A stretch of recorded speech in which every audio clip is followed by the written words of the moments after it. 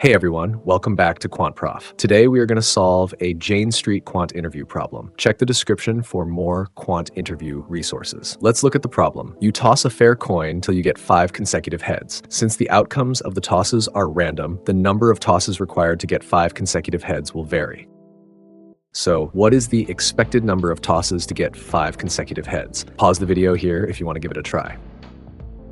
We will use recursion to solve the problem. Let En be the expected number of flips to get n consecutive heads. Suppose we are in a state where we already have n-1 consecutive heads. There are 2 cases. The first case is when the next flip results in heads. Then we would have n consecutive heads. The second case is when the next flip results in tails. In that case, we would have no consecutive heads and would need to start over. So using the law of total expectation, we get the following equation.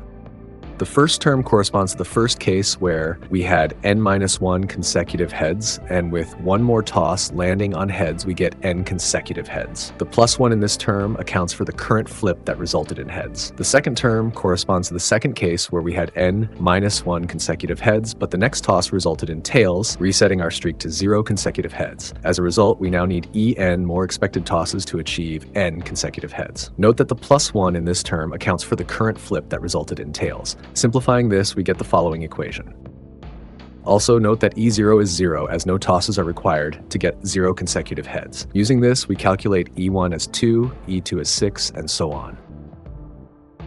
So the expected number of tosses to get 5 consecutive heads is 62. Let's consider another problem. We have 10 letters and 10 envelopes, each numbered from 1 to 10. The letters will be randomly paired with the envelopes. For example, they can be paired like this, or like this, or like this, and so on. We want the absolute difference between the value of each letter and its corresponding envelope to be at most 1. For example, in the current pairing, the absolute difference between the value of each letter and its envelope is 0, making this a valid arrangement. Similarly, this is also a valid arrangement. These pairs have an absolute difference of 0, while these pairs have an absolute difference of 1. On the other hand, this is not a valid arrangement as the last pair has a difference of 2.